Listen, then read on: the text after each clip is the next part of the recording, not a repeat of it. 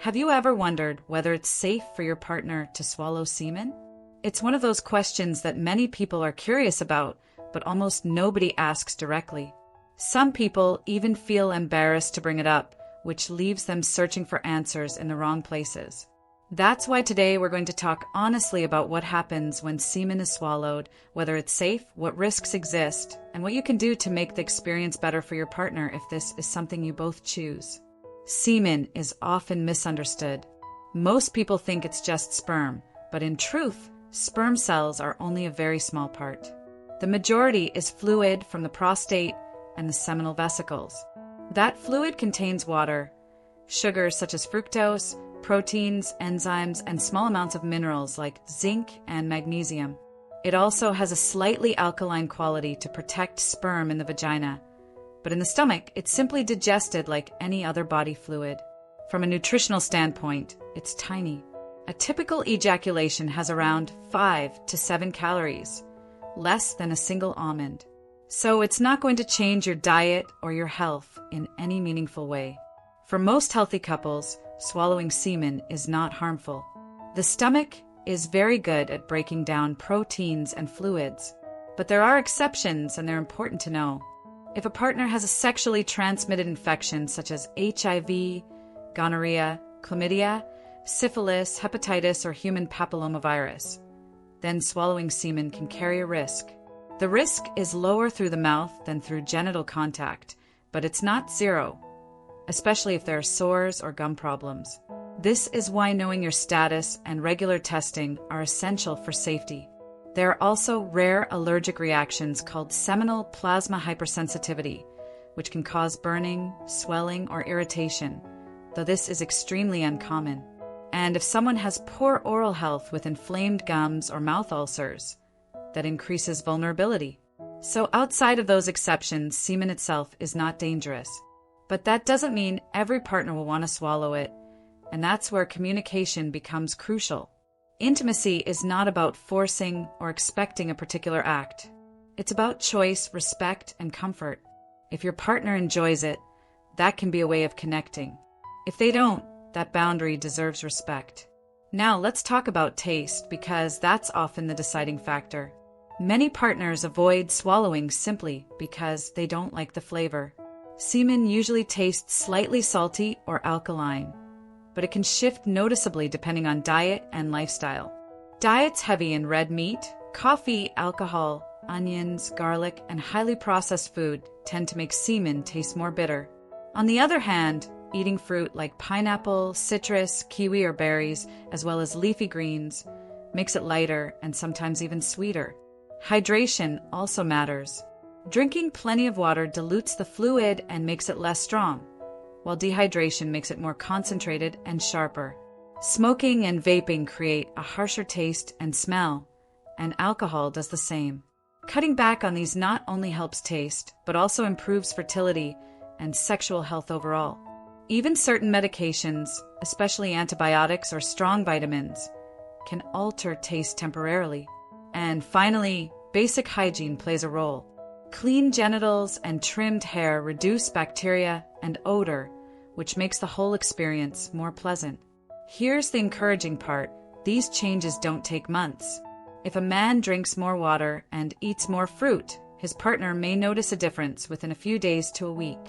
That's a small effort with a big impact. But there are also some practical tips for comfort. For example, some partners prefer being warned before ejaculation so they can choose whether to swallow or not.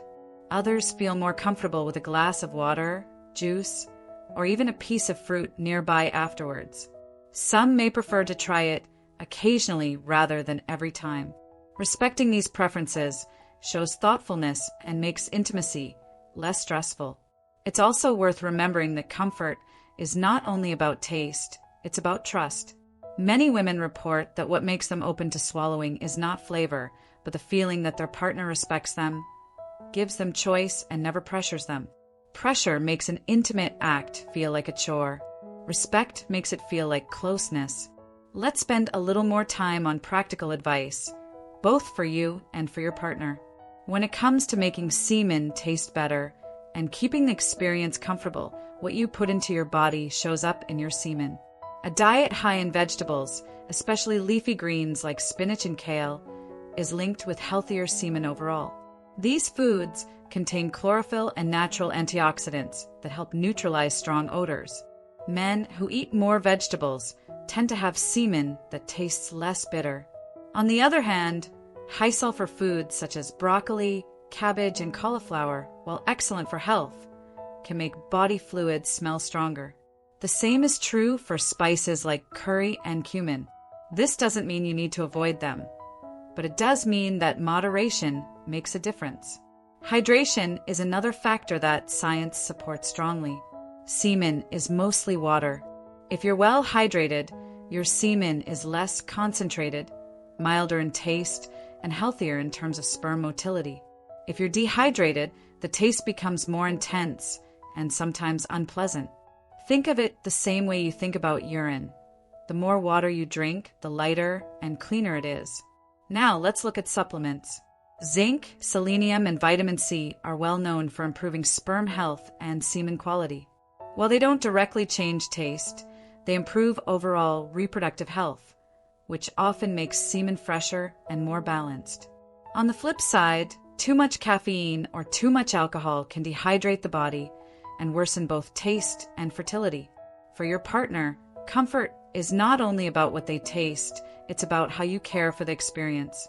Something as simple as letting them know before you ejaculate gives them the choice to swallow or not. Some partners appreciate having water, fruit juice, or even a piece of fruit nearby afterwards. Others prefer to only do it occasionally rather than every time. Respecting those preferences makes the experience positive rather than pressured. It also helps to think about timing. If you know your semen will taste stronger after a heavy night of drinking or after eating spicy food, that might not be the best time to expect your partner to swallow.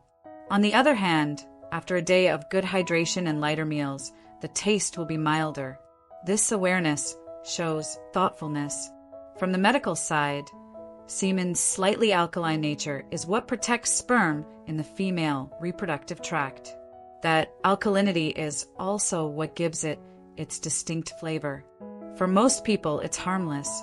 But for partners with sensitive stomachs, drinking something acidic afterwards, like juice, can help neutralize the taste quickly.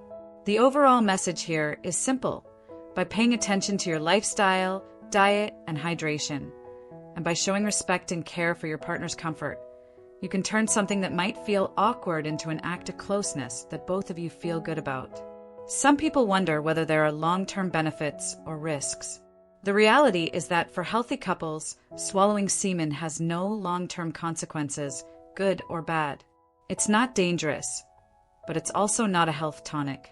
The main things that matter are testing for infections, mutual consent, and respect for comfort levels. At the end of the day, intimacy is not about semen, it's about connection. For some couples, swallowing is part of that connection. For others, it's not. Both are completely normal. What matters is that you both feel safe, comfortable, and respected. Remember, healthy sexual relationships are built on open communication, mutual respect, and understanding each other's boundaries. When both partners feel heard and valued, every aspect of intimacy becomes more fulfilling. This goes beyond just physical acts. It's about creating a space where both people can express their desires, concerns, and preferences without fear of judgment. The strongest relationships are those where partners can discuss even uncomfortable topics with honesty and compassion.